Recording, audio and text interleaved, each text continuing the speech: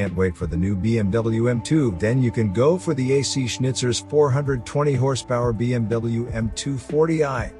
An AC Schnitzer performance upgrade is already in the starting blocks for the M240i and M240i xDrive, which raises the standard output from 374 horsepower to 420 horsepower.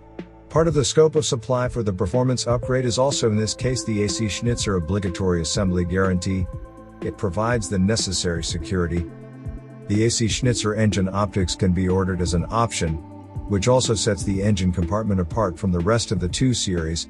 Besides the horsepower increase, there are suspension, exhaust, wheel, and visual aero upgrades. Plus, you can have it in all-wheel drive, which as we know the M2 will only come in 2-wheel drive.